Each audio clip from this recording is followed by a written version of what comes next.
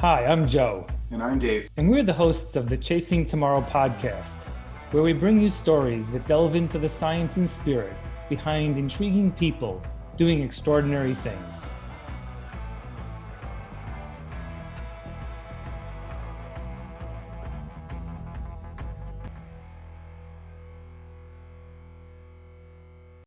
Welcome to the Chasing Tomorrow podcast, episode 14. This week, we bring on a very good friend of mine, Anna Carlsson. I came upon Anna midday in Tennessee. I was running Big's Backyard last year, and I was running and looking up ahead, and there was this woman who was prancing around the Tennessee backwoods like a monkey. And in fact, that's how I referred to her in my podcast, or in my blog thereafter.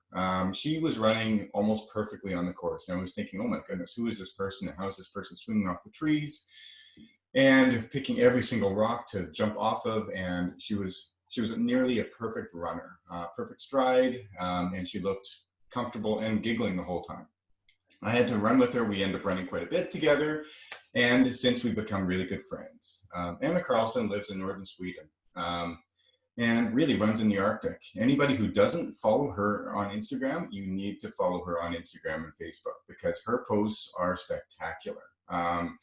Makes you want to run in more beautiful places. Anna doesn't lose a lot. She's only raced for about 3 years now, ultramarathons, and has really won almost everything.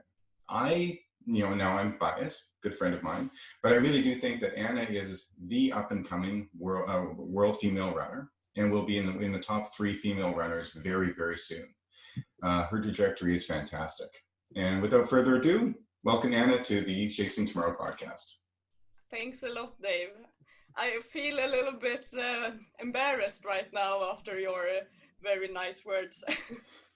Well, of course you do, because you also could be the most humble person that I've ever met, which also is very Swedish of you. And so tell me first, Anna, where do you live? You live in northern Sweden. Tell me more about where you live.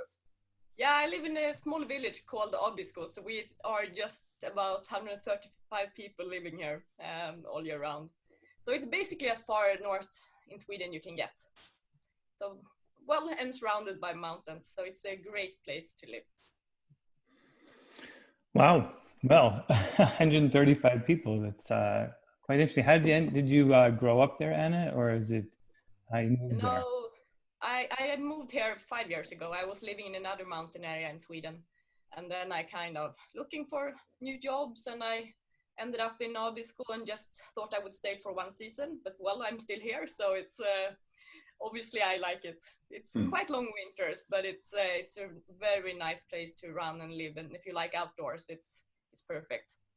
Yeah, and Anna, I live in Canada, just on the east side of the Canadian Rocky Mountains, and I know a lot of people who love wilderness and love the wildlife.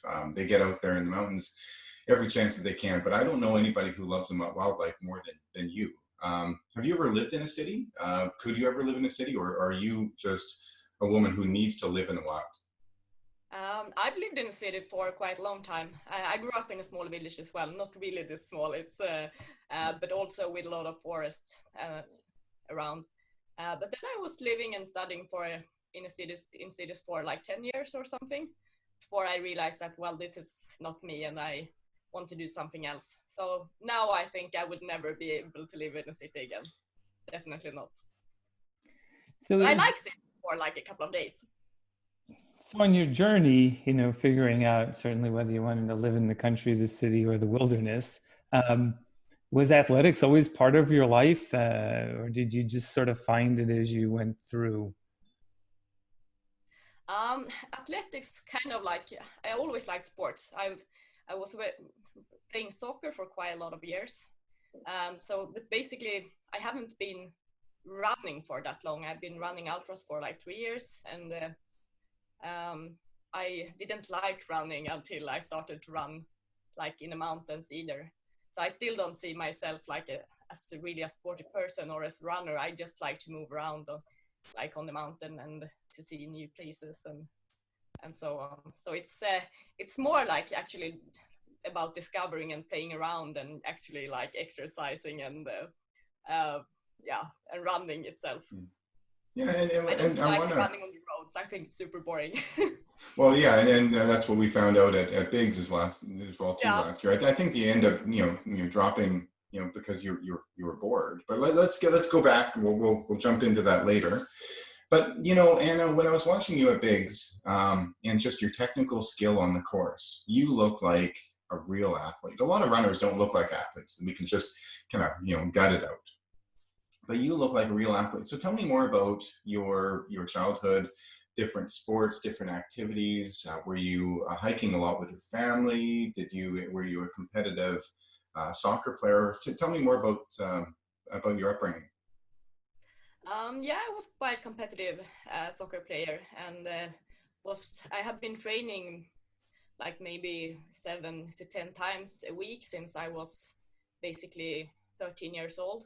So it's always been a big part of my life, and I always liked on the summer vacations you played soccer outdoors and you went biking to go for a swim, and so I've always liked to do things. But then when I got older, I quit soccer, and then I just basically went more to the gym, and I was running like a little bit just to like keep fit and more of that. So not really doing anything. I didn't have any passion for like going to the gym or for running at that time. I was just more doing it because it was a way to keep in shape, and it's to keep quite healthy. And So that it's makes just pardon. Well, sorry, and that makes sense, Anna, because when watching you run and your technical agility, lateral agility and whatnot, you put your whole body into, and you do it effortlessly with your technical skill with running. So that makes sense that you're a soccer player turned into a trail runner. That's really quite cool. And so as well too on social media, I love watching your strength training and your core workouts because they make people like me and sorry Joe, not to put you, it makes us look pretty normal and average. So how often are you doing those strength training workouts, because it's pretty crazy what you're doing? I wish I could say I do it every day, but I don't. Sometimes I just do it like once every second week, but that's when I get lazy. But usually, like I try to do it like at least like 3 times a week or something like that. If I have more time and I'm not working that much, I try to do it every day. Not for a long time, but like for 15-20 minutes or something, just basically to get the right muscle to work and because it's a nice routine as well, and I like it. I like to feel strong too. And I think it's important not just for the running, because I want to be able to go outdoors and like hiking even when I'm old. So I think it's really important to stay quite strong. So you played soccer growing up. What was you run a little bit. This is probably pretty typical of many of us. But then the jump to ultra running usually goes through something like, well, I ran a marathon, that was good, but I wanted to go farther. And so I did a 50K, and then I tried. It seems like you jumped right into it. Is that true?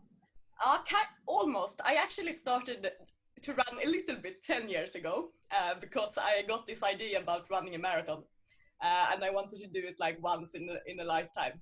So I signed up for a marathon, and I was doing more like running training for half a year. And then I ran the marathon, and it actually went quite good. So then I decided, maybe this is something I can become good at. But then, of course, I was overdoing it. So I ended up not being able to run for quite a lot of years. So it was basically when I moved from the cities to the mountain, I started to do a lot more hiking. And I also started to work in a mountain station, and that was 16 kilometers from the nearest road. So basically you had to either hike there, ski there, or you had to run there. And Wow. running goes faster. So I was kind of hiking and running, and I was also after work going to other mountain stations, maybe like 20 kilometers. I watched a movie, and then I went back in the night. So it's kind of ended up like not really running training. It was a way to transport myself, and it was like running and hiking, basically somewhere in between. So, Um, so, so let's go into that a little bit more because, like, okay, so you got a job and you needed to commute. You know, I commute to my work by going out and starting my car and driving. And when I park there, it's, you know, I typically have to walk about, you know, 250 to 350 meters to get, you know, to the, you know, the base of the you know, the, the building I need to enter. You needed to, you know, hike or ski or run, you know, quite a ways in, and then you end even to different stations. So tell me more about this job that you ended up getting. you basically lived on the station, so you didn't really have to go anywhere except when you wanted to leave. And it was quite a small station, so we were just 10 people working there, 10 to 12, and we were all living together. And I'm not that of a social person, so I need quite a lot of own space. So basically, to get my own space, I went out on the mountain, and I'm not really good at just sitting around on the stone and watch. So it was just, I wanted to see different places and explore. So running became a natural thing to do because it's you get to see more if you run than if you hike. And what were the purpose of these mountain stations? Was it to look out for forest fires? Was it to No, monitor wildlife? it's for tourists. So it's Oh, basically okay. hikers or like people that go skiing in the winter, and they go on the mountain just well as myself to see beautiful places, and they need somewhere to sleep and eat, and yeah. So it was basically like a small hotel, but very basic ones. And, you know, for many of our listeners who live probably, you know, further south than you do, I don't think they probably understand how far north Sweden is or how far north the north of Sweden is and how the seasons are really different from the available light that you have. You know, summertime, really long days, and winter, well, the day is the same. Let's say less light and more light. So what's a day like in the summer? It's probably pretty nice to get out, but in the winter, you know, it's dark most of the day. Yeah. Yeah, I mean, in the summer you have 24 hours of sunlight. We have the midnight sun. So basically you can go for a run uh, no matter time, and you don't need to bring a headlamp. But in winter, of course, like it's more difficult. We have like 3 hours of daylight as no sunlight in the darkest period of time. But it's like, I mean, since you run in the snow and you have the stars and you often have the northern lights above you, I don't think it doesn't feel really that dark. It's just that you miss the sun for some time. And I kind of like to run in the darkness too, because it feels like you are just totally alone, and there are Mm-hmm. no other people outside at that time. And it's especially like when it's super cold, and I run with my dog, and he loves the snow, and I mean, it's not really running sometimes because I run on the snowmobile tracks. So it's, I mean, sometimes it's can be like 30 centimeters of snow on them, and then it's more slow, very slow jogging. So it's more basically just to try to keep in shape in the wintertime. Mm-hmm. Mm-hmm. Yeah, and I think a lot of runners as well too, you know, are really motivated by, you know, their Strava posts and their paces and on and so forth. But it seems like you, Anna, you just want to get out there for the adventure and the views and the smells and the curiosity of nature, and to be around nature. Is it would you say that that's true? Yeah, definitely.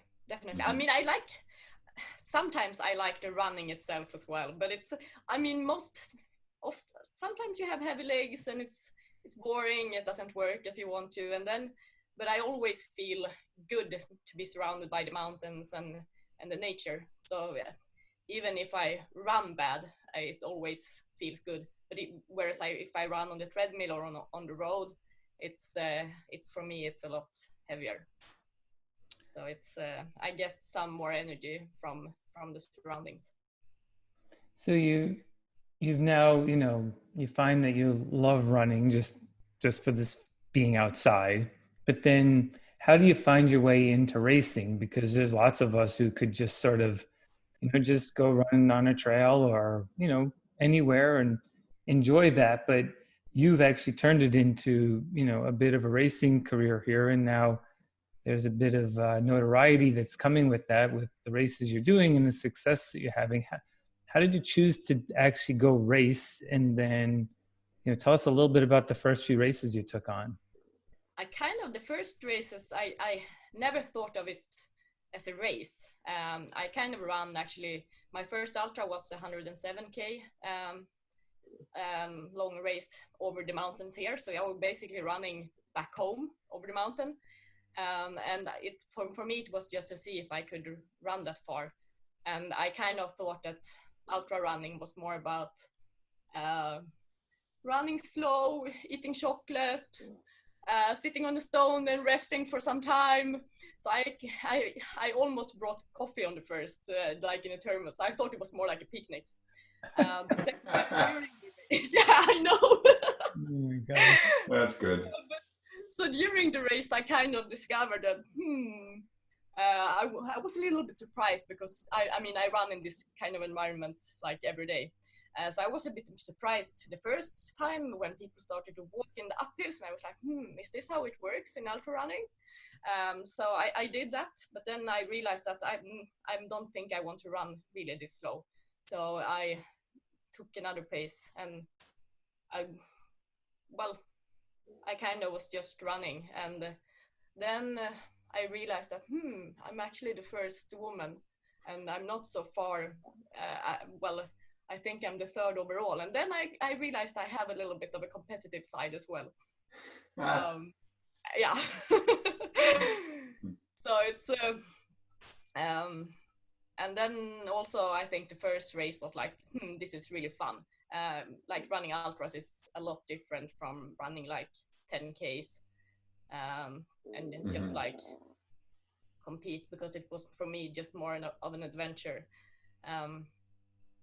And I think it's just like actually the past year I felt like I've actually been competing and racing, and been thinking a little bit more about what races I choose and what I do.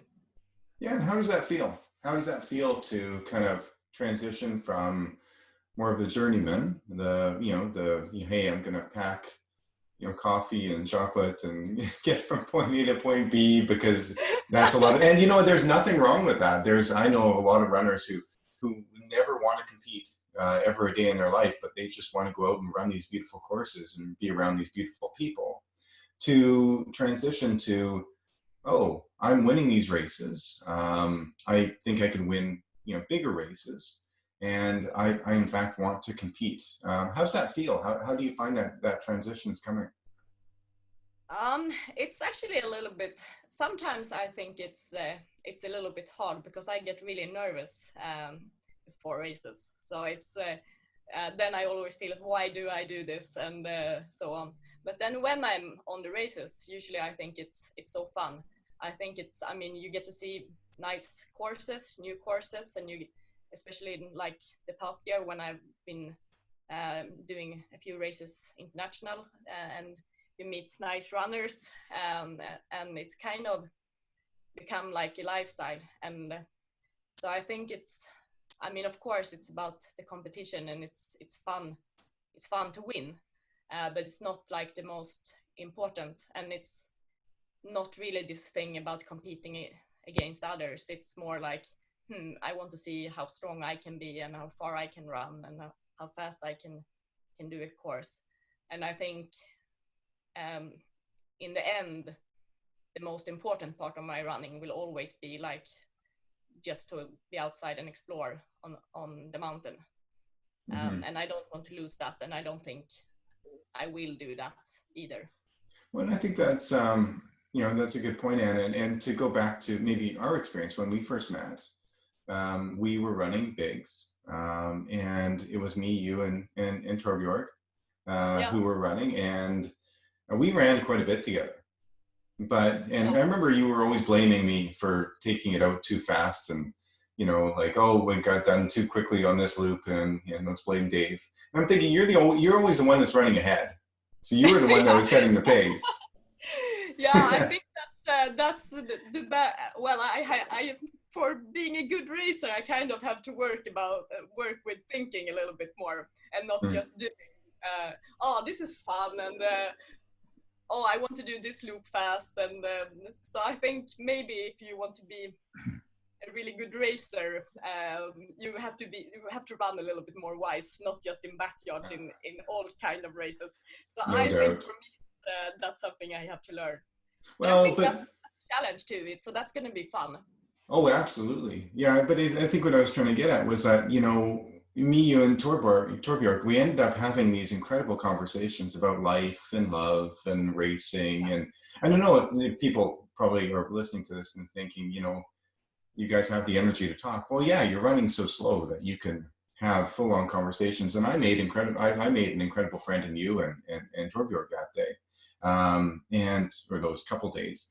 And I think that's it too. Is amongst the three of us, I was thinking, hey, I love these people. These people are wonderful people, but they also are forcing me to get out of my comfort zone and pushing me to boundaries that I need to, and I aspire to be to. I want to come out of a race transcending, and where, wow, all these people around me that I really enjoy also got me to go, 10% further than what I was comfortable with.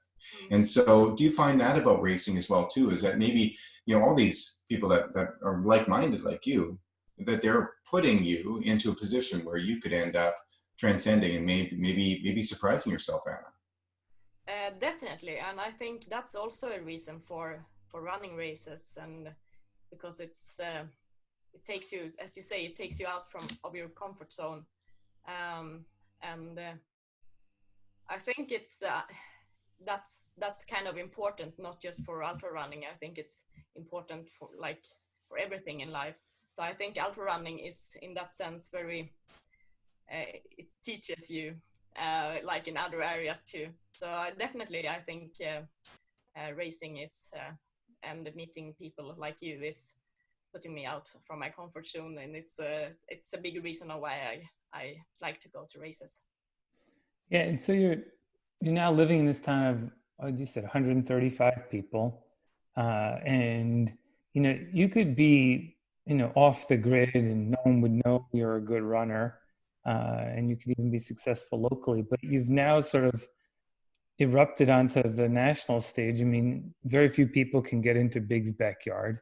It's a very selective group of people. Even if you're a good runner, you may never get in. And then you've run some other big races. So you're definitely stepping into the limelight here. And, so how did that sort of happen from, well, I just like to run and now I'm going to go do some of the biggest races and I'm going to come in, maybe even the top few people.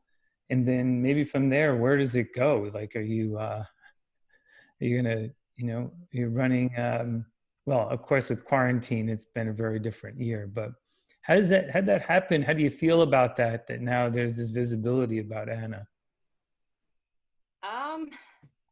I find it a little bit strange actually, because as I say, I don't see myself as a runner, and I definitely don't see myself as a good runner.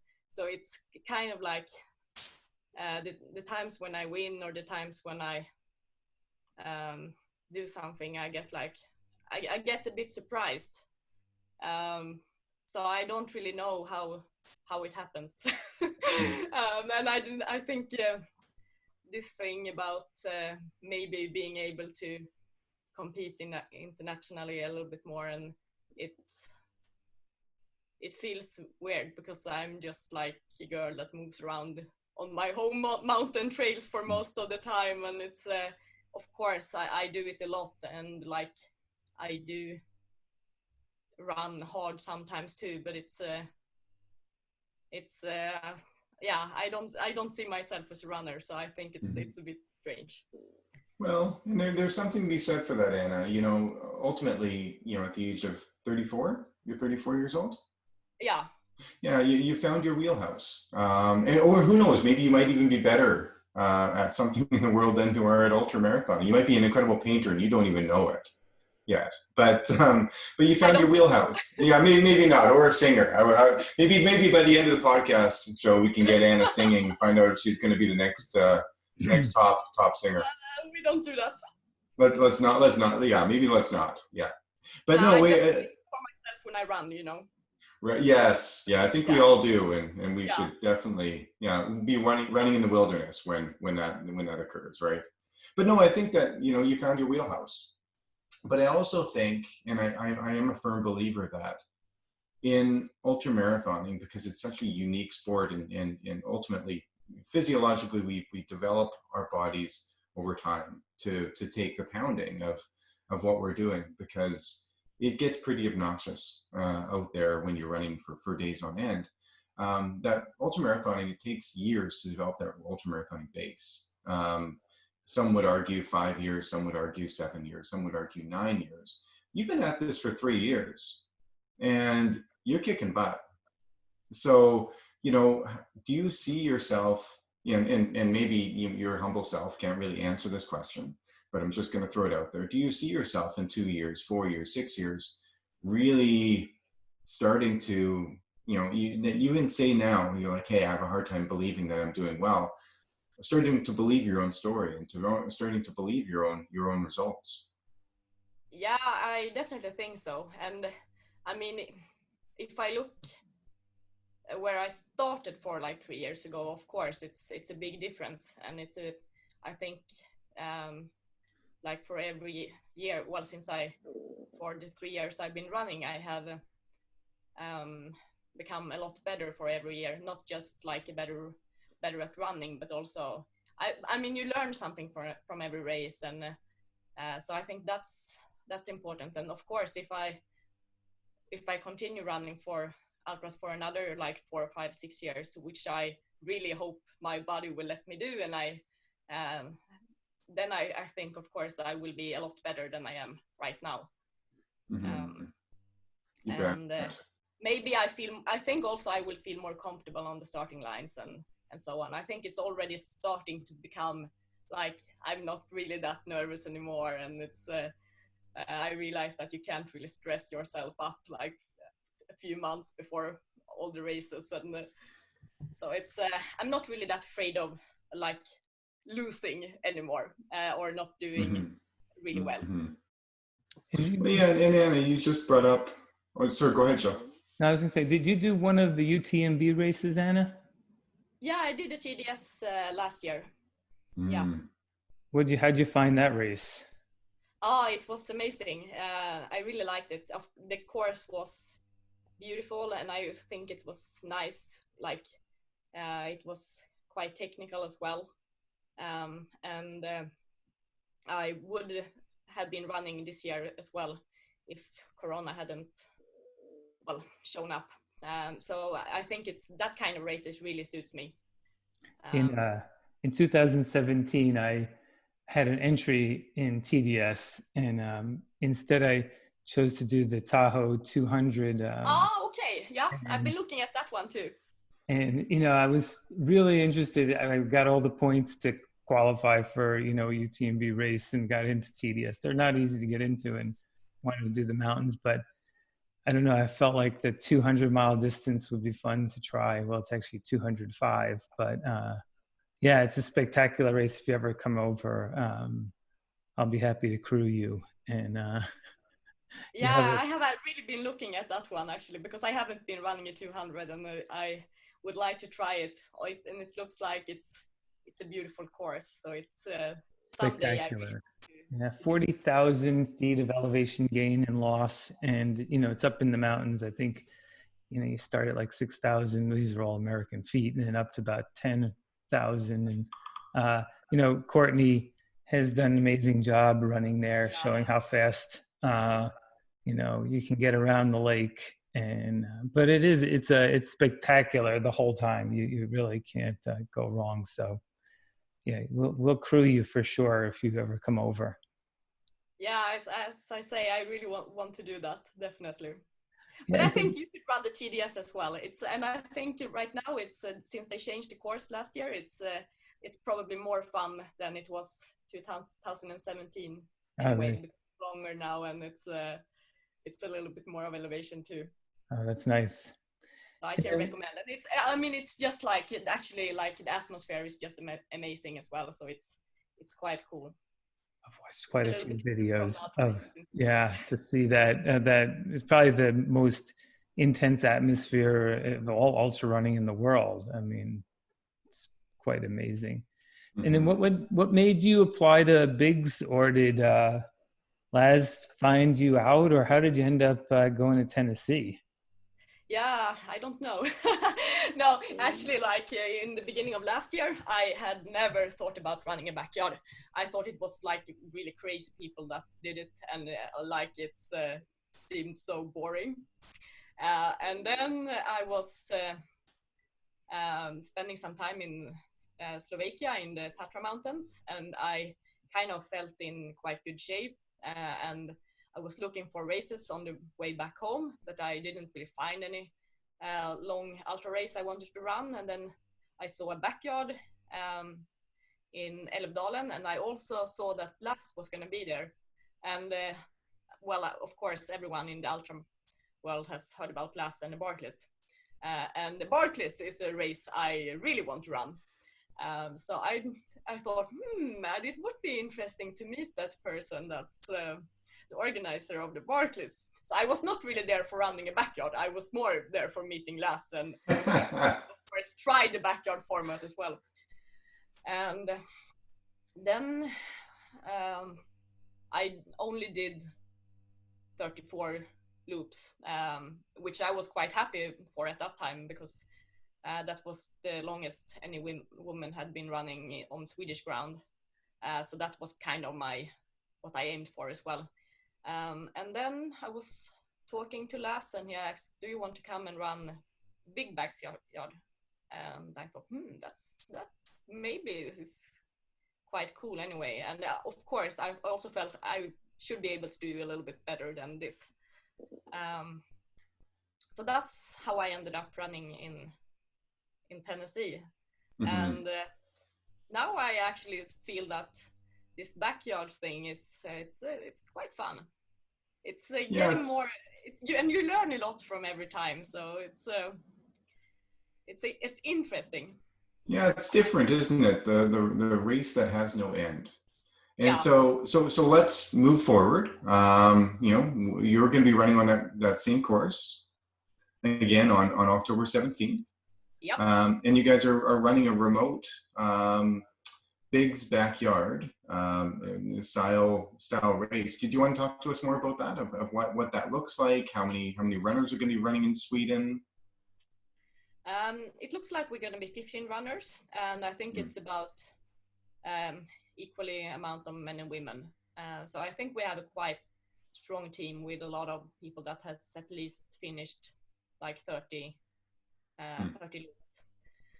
loops, which is good. And it's most of the course is going to go like on the dirt roads, not very technical, just a little, like we have some technical parts and we have some on roads as well. It's a little bit of uphills too. So I think it's a beautiful course. The challenge in October will probably be, it might be like some strong winds because we are getting towards winter, and this is still, even though it's a lot further down south than I live, it's still like in the north part of Sweden. And of course, like it will be dark for quite a long time as well. I think it's going to be dark at about 6 o'clock or something at that point. So but that's the same as Biggs backyard basically. So it's going to be fun. So I think it's basically going to be like, I haven't met everyone, but it feels like we're going to be a group of good friends running and trying to push each other as far as possible, since it's basically it's kind of more of a team race, I think, because it really requires, for you to continue, it requires that your teammates are willing to play as well. So I think that's interesting. Yeah, and so to give a little bit of background. Oh yeah, absolutely. Yeah, so giving a little bit of background, what Anna and I are talking about is Laz gave me a call, a couple months ago, or about a month and a half ago, and he said, Dave, the way that Big's Backyard has been run in the last many years is not going to happen this year because of COVID-19. And he said, but I do want to still have Big's, but it's going to be in a very small way. We're going to have 15 runners or so coming to Big's Backyard in Tennessee, but they're only going to be the best American 15 runners. And he said, what I want you to do up in Canada is I want you to develop a satellite race where you invite the top 15 Canadian backyard racers and compete with us in real time. We're going to broadcast it. So we're going to be doing the broadcast up in Canada. So, in Sweden, the feed is going to come to Canada, and we're going to be broadcasting that and telling a story alongside of that. But he said, what I want is I want 20 to 30 satellite races all over the world from all of these countries that do well with backyard. And to be honest with you, the United States and Sweden are the top two countries in the world when it comes to backyard racing. You guys are a powerhouse. It's incredible the amount of quality runners that come out from Sweden that do well at backyard racing. So that's just going to be it. Is Anna's going to be in a race in Sweden. I'm going to be in a race here in Canada with another 10 to 15 runners. There's ones in New Zealand. There's ones in Australia. There's ones in Middle East, everywhere, all over the world, and we're going to be competing in real time with one another. But like what Anna said was that, the most important part of this race is the assist, their teammates, because the top runner can only run one lap further than the second place runner. So when that second place runner drops out, like let's say me and Anna are running, and I'm running and I'm looking over at Anna and I'm thinking, there's no way I'm going to beat her. And we're the only two runners. I might as well drop out because I'm not going to beat Anna. Like I know that. And so I might as well drop out. But then Anna, you can do one more loop and then your country is done. Yeah. Right. And so really, Anna, you're going to look over at me and say, Dave, you look like crap, but I need you to come and Anna, one of the other thoughts, and maybe I shouldn't be telling you all this because my Canadian teammates are going to kick my butt for even suggesting this, but we were even thinking about towing at the end. And I need to find out from Laz if that's going to be allowed. Like, let's say you and I are running. Let's say we both lived in Sweden. Yeah. And you're looking fantastic and I'm looking terrible. Could you tow me with a rope? Oh, that's a good idea, but I don't think. But I mean, there is basically no rule against it. I guess. Maybe we should keep that between us. Maybe. So, Joe, let's not broadcast this podcast. Podcast. October. Also, build maybe we can take a wagon or something, so we can actually pull the other person around. In that case, right? A wagon, exactly. I like that. Yeah, I think that's a good idea. I wouldn't mind to be pulled around on a wagon, if that would help someone else. Anna, if you ever wanted to run an ultra marathon, pulling me in a wagon, I'm game. Yeah. Me too. I'll be in. I think in adventure racing, you are able to pull someone along, and that's allowed because you all have to finish at the same time. So you're only as fast as the slowest person in an adventure race. So since this is a team race, it's probably, reasonable to assume that that's okay because you're all working together. Yeah. And, you have that fixed time that really does create that diabolical nature of it. So even if you're pulling them along, they could slow you down enough that you wouldn't really get to where you want to. So I don't know if you'd get enough advantage. You might get an extra lap, but I'm not sure you'd get. I basically think it's dead when the assist doesn't want to run anymore, or can't run anymore. I think it will be everyone will have a hard time dragging someone around for 6.7 kilometers. Yeah. Oh yeah. Yeah. But I could just imagine, let's say there's 4 countries left, Anna, and it's, Canada, Sweden, Norway, and the United States. And let's say we have 2 runners left in Canada, there's 2 runners left in Sweden. And we're looking at the broadcast and I'm looking over at Anna and you look like garbage. Like you look like you're about to drop out. And I might say to that other runner, hey, look at them. Let's hang in there for one more because we could go from 4th to 3rd or 3rd to 2nd. Mm-hmm. And, but I know you guys are having that same conversation over in Sweden about us. Yeah. I love it. Yeah, you have point. I have never really thought about this with ropes and everything, but it's you gave me a lot of new ideas now. Oh no! If you guys beat us because you're pulling somebody in a rope, I'm going to be so upset. You know, I'll be like, oh, I need to keep my big mouth shut. Yeah, I get a lot new ideas right now, so that's nice. Yeah. Well, I think it's just such a dynamic. I think carry on the back would be easier. Yeah. I would like to see that. I would love to see that. Yeah. No, I think it's a very unique event with some people are saying, hey, you know what, just shut it down. I mean, if you can't do the real race, then don't do the real race. What Laz said, he said, you know, he's not a big fan of the quarantine backyard races because it's not really head to head. You know, like Anna, you could be running, and you did run the quarantine backyard race up on a frozen lake up in northern Sweden, but you're doing it alone, really. And I was running on my treadmill, you know, right behind me here in Canada. And so we were racing one another, we're running with one another, but we really weren't looking at one another in the start line, in the eye, and sizing up one another. And, you know, you go running away from me, I go running away from you, and that really does matter. But this way, Laz said, no. Like, you guys are racing one another in your countries in a safe manner, because, you know, we're not traveling and we're not bringing COVID everywhere. We're not part of the problem. We're just, you know, racing, and we're able to do this and compete country-wise. So I like that, because I will be running against the other Canadians, but ultimately against the Swedes and against the New Zealanders and so forth. Yeah, I understand why Laz want to have it this way. But I'm not sure. I think maybe he's right, but I don't like it. Yeah. So do you think, Anna, you know, living in you know, a tougher climate and a, you know, pretty different kind of place makes you a better ultra runner, because you have to live with the conditions and you can't make a lot of excuses, because, you know, you're either running in the dark or the cold half of the year, and there's a lot of, you know, stuff in your way? Do you think it makes you a better ultra runner? In some way I do, because of course you get more used to like harsh conditions, especially like if it's cold or rainy or something like that. But it's in some ways also makes me more easily bored, because I think it's fun when it starts rain, or if it comes a storm or something. And I would really like to that in a race as well. I think it's super boring when everything is just like smooth and it goes like according to plan and everything. So I think it's also makes me a little bit more impatient.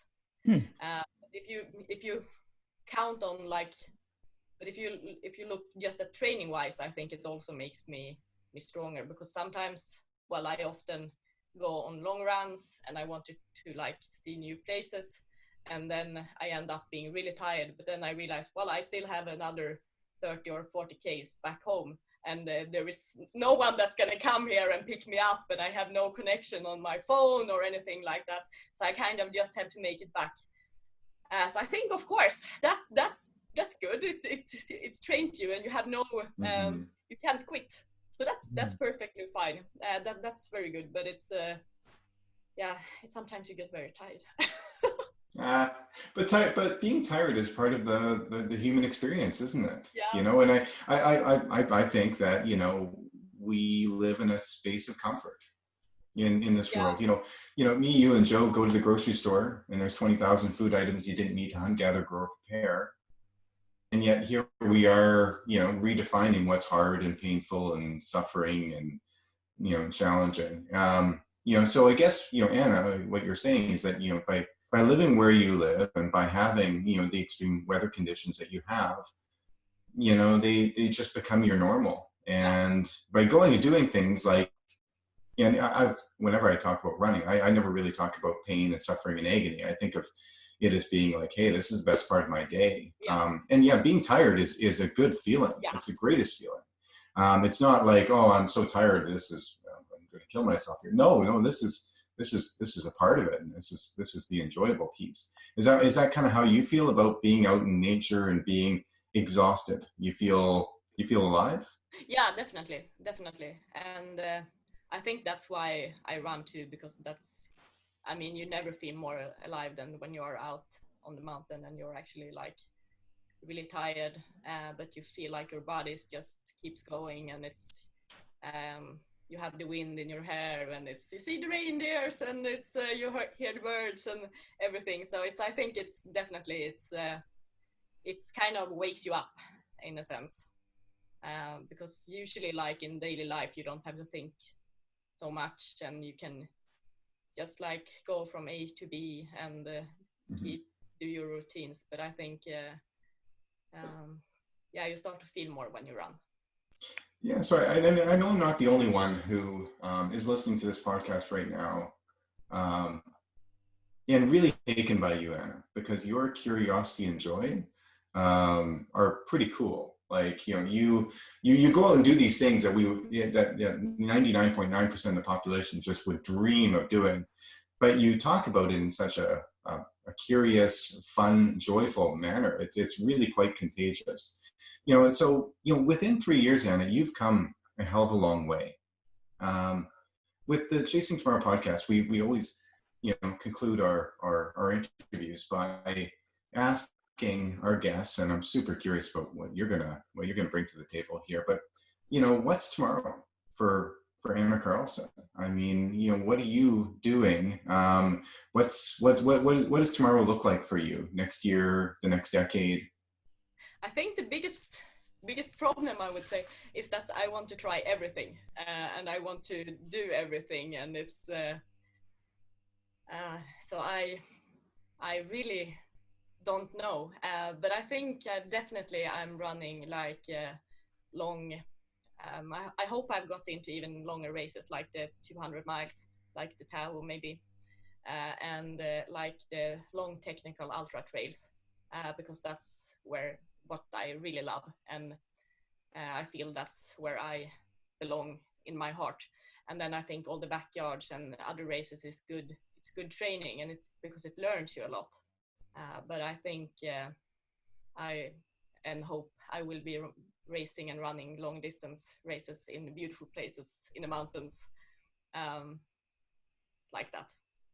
You know, the good thing is that this is a sport that allows us to go for a long time in our lives. Yeah. And, you know, because we can both just get out and be out, but, you know, actually, I think we get stronger as we go along. And a lot of ultra running is in the mind as much as it is in the body. And I think we learn, you know, even silly things like how not to get blisters, which can make us do better, you know, so just even that part of it. But, and then I think we're such a new sport that we haven't probably even completely, you know, seen all, you know, that could happen. So I think your goals are going to be met. Is there any race particularly that you would, if you had a choice that you could be in? Yeah, I really want to run the Tahoe, actually. Okay.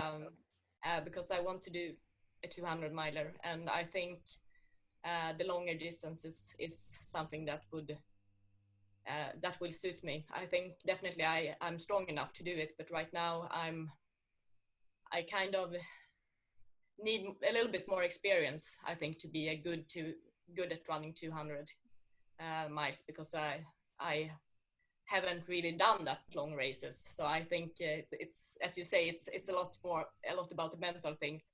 But it's also one long race in the French Alps. It's I can't pronounce it. Tour de Gaians. It's I think it's 230 kilometers, and it's really a lot of elevation as well. So I think that's kind of my two dream races. And of course the Barclays as well. Yes. Well, we very much appreciate it. I wish you the best of luck in October when Sweden takes on Canada, and we do have probably an American team that'll do pretty well too. We'll see who we recruit for the U.S. team, and yeah, we appreciate you getting on. Excuse me. I think your team is decent. I would say, yeah.